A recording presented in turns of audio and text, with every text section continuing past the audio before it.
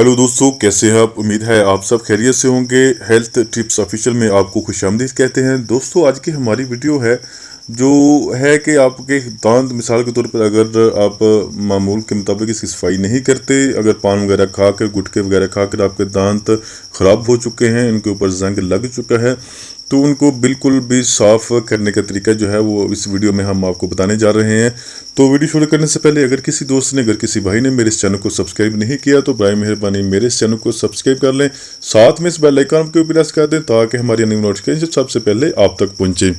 तो दोस्तों, बात करते हैं दांतों के ख़राब होने की। इस तरह दांतों के ऊपर काई जम जाती है, पान वगैरह जो लोग कहते हैं उनके दांत जो है वो रेड हो जाते हैं, वो बिल्कुल साफ़ नहीं होते, वाइट नहीं होते। तो ऐसे लोग बहुत परेशान होते हैं कि हम इसका हल क्या करें। तो आज मैं इसका हल आपके लिए लेकर आया हूँ। इसमें जो है आपको जो मैं नुस्खा बताऊँगा, टोटका बताऊँगा, इसमें आपको दो चीज़ें लेनी है जो आपको बआसानी अपने घर में मौजूद, अपने किचन में मौजूद मिल जाएंगी। तो चलें अज्जा के बारे में जानते हैं। सबसे पहले तो आपको चाहिए अदरक, थोड़ा सा अदरक ले लेना है। उसके बाद आपको एक नींबू चाहिए। आपने थोड़ा सा अदरक काट कर उसको कूट लेना है, कूट कर उसका पेस्ट वगैरह बना लेना है।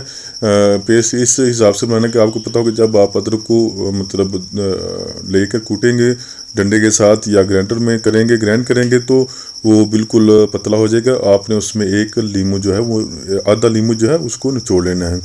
उस नींबू को निचोड़ कर आपने उसको अदरक में बिल्कुल अच्छे तरीके से मिक्स कर लेना है।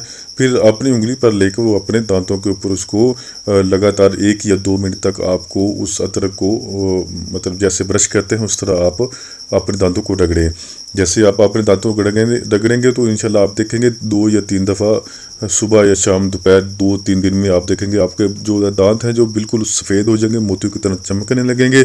तो उम्मीद करता हूं दोस्तों मेरी ये वीडियो आपको पसंद ही होगी। तो मेरी इस वीडियो को लाइक करें, शेयर करें, मेरे चैनल को सब्सक्राइब करना बिल्कुल मत भूलिएगा।